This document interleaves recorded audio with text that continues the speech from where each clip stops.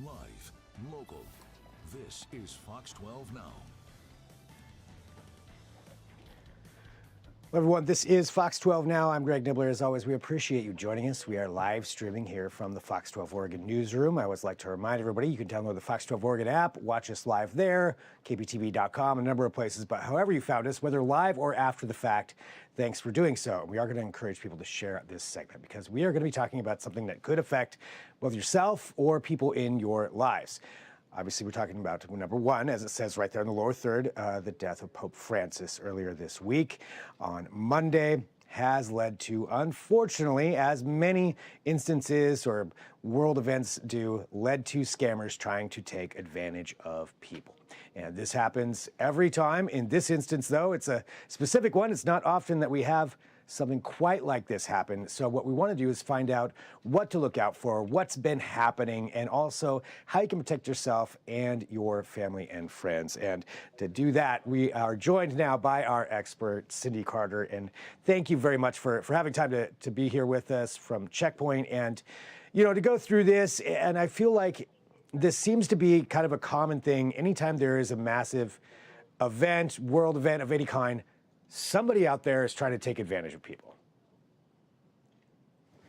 And thank you for having me. You know, it begs the statement that, you know, really scammers, cyber criminals, right? They have no boundaries. You Yeah. know, they're very opportunistic when it comes to these types of things, and even leveraging something as sad as the death of a global religious figure to trick people, right? You know, it feels morally outrageous. But this is, you know, once again, a very calculated operation, and it preys on people's emotion because this is an emotional time for many people. You know, given the death of the Pope just 2 days ago, and it also preys on their trust. So some of the tactics that are used are to create that trust aspect, and maybe we'll get into that here in a little bit. Yeah, I mean, I think that's so true, and you know, depending on who it is, and yeah, this is a very emotional time for a lot of people, and that's sometimes when boundaries get let down, or people aren't thinking, oh, who would do something like that, especially with the Pope. But as you mentioned, they don't have any boundaries. Scammers don't. So, Right. for this, you know, I guess for this going on for the last few days, what are some of the common things that you've seen so far associated with hoaxes and scams when it comes to the Pope? So, you know, a few of the things that I've observed, especially, is the speed with which these scammers have been able to exploit different social media platforms. We're not, you know, and not just your browser, but you know, things like TikTok, Facebook, Instagram, you know, any of those types of platforms that people use. And you know, think about it, right? You've got a, I don't know if you can see it, but you know, you've got a super powered handheld computer right here in your own hand most of the day, right? And so as you're scrolling through and clicking on different things, you know, your mobile device is just as vulnerable to those types of scams than your laptop is. And the endpoint protection needs to be the same on those devices as 13 well. additional would be the new. So as you're, you know, looking at the types of things that scammers are doing, you know, again, it's playing on emotion, right? Because there is a lot at stake right now. And then they're going on speed. And what I mean by that is lots of different ways that they can embed malicious links into browsers or into other websites that you may be visiting that aren't obvious to a person. You may just be thinking that, okay, well, I'm reading this, it is news, and I'm going to click on this to see, you know, more information, right? Click here to learn Hmm. more. And then that takes you to that malicious site. Now, it may not be an outwardly way of them capturing your information. It may be very subtle at first because the scammers are leveraging the information that they're obtaining from those clicks to start to curate information about you, right? They may not even be asking you for a credit card number right off the bat, right? That would seem very odd. but they Right. may be trying to build a profile about you or about your organization so that later they can launch an attack and you've already got some trust. That's what I was talking about earlier.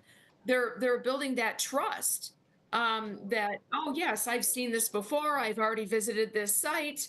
Um, it seems like it's all good to go. I'm gonna, continue on clicking or typing, entering my information, whatever the case may be. Wow. And they're So, that good at doing that, at gaining that trust and putting up a oh site yeah. or something that looks real and legitimate. Mhm. Yeah, I mean, they'll, when you click on that malicious link, it may ask you for a password. It may even, start to install spyware, on your mobile device. But the thing of it is that it isn't real super obvious right away, as I was mentioning. Their whole purpose is to gather as much detailed data about you as possible so that they can then launch a much higher targeted phishing campaign later, or sell the information that they have garnered about you out onto the dark web, right? But there are some things that you can do to protect yourself. So, and we can certainly get into some of that as well. Yeah, I definitely want to do that. Just to address a couple of the other things, that you may have been seeing as well. From what I understand, AI generated images and things like that. How much do those play into, especially here with the Pope, play into people falsely clicking on links? Oh, absolutely. AI is being used as just as rapidly as security teams are using AI to defend and also prevent attacks. The cyber criminals are using AI just as much to exploit human behavior, exploit vulnerabilities that may be existing in the environment. So AI has that sort of, some people say, a double-edged sword. But just as much as you've seen probably some of those images that were shared on Checkpoint's blog. Those images of the Pope being in the hospital on the ventilator. Those images, if you click the image, it may have a malicious link embedded on it that you wouldn't even notice. There could be an image of, at the funeral service, and then there's a, click here to learn more. Again, that's where it could be that malicious link that's then going to start to gather information about you, about certain credentials. It may just ask for your username, enter your username in order to, continue reading, right? You've seen some of that on those types of news sites. So it's really, we have to bring a bigger AI weapon to the AI fight. So it's fighting AI with AI, using AI, for AI, securing AI. It's definitely something that we're seeing every day now. So, looking at ways, let me rephrase this. With all of these different potential, points out there where somebody could fall victim to that, what are some steps that they can take to try to control that and make sure that they don't accidentally click on a Sure. false link or something along those lines? So I think that, first and foremost, the human in the loop here, right? Look at, when you're looking at breaking news stories like the one that just happened on Monday with the death of the Pope. Make sure that those news sources that you're using are reputable sources before you engage on some type of a, social media post. Hover over that, make sure it's, if it's your, Fox 12 Oregon, site, so that it's a legitimate news site that you're clicking into. So just have sort of that in the back of your mind, and not some random news site that maybe you've never heard of, right? So think about that. Be skeptical rather, going into some of this sensationalized content, because a post that evokes such a strong emotional response, especially from the public in general, just pause for a moment, and really think about, okay, how interested are you in digging further into this? Maybe this news just broke, right? So some of the media outlets, some of the news outlets may still be actually getting their information together. So maybe just don't react quite as quickly. Give the information some time to become known and true, and then go to that trusted site that I just mentioned earlier. Um, and of course, first and foremost, make sure that you are personally securing your own devices, making sure that on anything that you have login credentials for, make sure that you enable two-factor authentication. Keep your devices protected with endpoint protection against threats, just like on your mobile device, just like your laptop, your tablets, whatever the case may be. Having that two-factor authentication will definitely thwart their ability to be able to exploit you further, even if they have perhaps your username. But if you've got that multi-factor authentication, it's going to require two different steps, right, in order for them to gain access into your accounts or your environment. So some good advice right there. So make sure those reputable sources are, it's a reputable source that you're going to. Have two-factor authentication. Anything else that people can watch out for, just be cognizant of, to make sure they're, you know, again, and going back to what you're talking about with emotions being high and Yeah. all of that. Anything else that people can do just to be wary and cognizant of some of the potential threats out there? You know, I would say also that one of the things, and this happens a lot if you're looking at your browser, and there's this aspect called SEO, which is search engine optimization. So as you're typing something into your browser, and you know, you immediately see like those top 3 to 5 hits that happen. Scammers are actually now able to also, you know, they will pay for their malicious domain site to, you know, pop up in those first few um, um, uh, responses that you get back on the browser. And even domains that were not initially flagged as potentially malicious, or maybe some domains that they've created that have gone dormant for a while. So they bypass detection by many cybersecurity systems.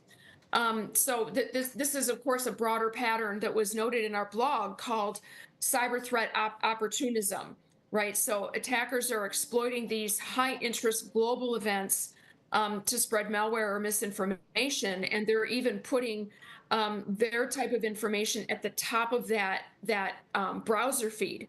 So you have to make sure that you've got browser protection, that your organization does, or even personally on your own endpoint devices. I know many of the telco companies now also offer those types of protections for your device. So whoever you're a subscriber to, AT&T, T-Mobile, Verizon, they all have those capabilities. But sometimes you have to enable them, right? They may not be enabled by default. So on your mobile device, make sure you go through those security settings or those browser settings and enable that type of detection. Um, Gosh, what else can I tell you? There's so many. But I think it goes back to making sure that you are viewing a legitimate news source. Think before you click, and you know, sometimes we get drawn in, right? This is a big story. It's emotion triggering, and you want to learn more. You want to know more. You want you're just, you know, you're part of the story, right? They bring you in to be part of that story. So as you go deeper into some of those stories, and there's link after link after link, I would be suspicious, right? Because what they're doing is building that ability to now, okay, we're seeing that, you know, Cindi has clicked here, and now she's clicking here, and now she's clicking here, so we're going to keep asking her for more information, and we're building trust with her because she's in this story. She's here to really learn all of this information, and she's hooked, basically, right? That's why we call it phishing, right, with a PH. um so yeah, it hooks you in, so be And wary of it. each time you're giving them just a little bit more, a little bit more Right. of a piece. Yeah. Yeah. Well, Cindi, thank you very much, for having time to talk to us too about this and just make sure that people are aware. And as I mentioned at the beginning, people can share this segment. And I know there's, where would you recommend people go to find out more information as well? Well, you can look at our blog on Checkpoint. If you just even Google, or not Google, but use your browser search on the Checkpoint blog for the death of Pope scam. That will come up to our blog post that was done by Checkpoint Research, that really gives some of the details behind how these types of scams happened and how to protect yourself further. Fantastic. Well, Cindi, thank you very much for having time to talk to us. I really Thank appreciate you. it. And My pleasure. yeah, thank you. And for everybody out there Thank too, you, this Greg. is Fox 12 Now, and we're going to take a quick break. We've got some more coming up here at 3 p.m., but feel free to share this segment as well. If you're watching live, great. Afterward, also great. So feel free to share this segment and let other people know, because you may have family or friends, even if you think you're not vulnerable, they're pretty good. You could be too, but also family and friends. So make sure everybody knows. But we'll take a break for right now. I'll talk to you soon. I'm Greg Nibbler. This is Fox 12 Now.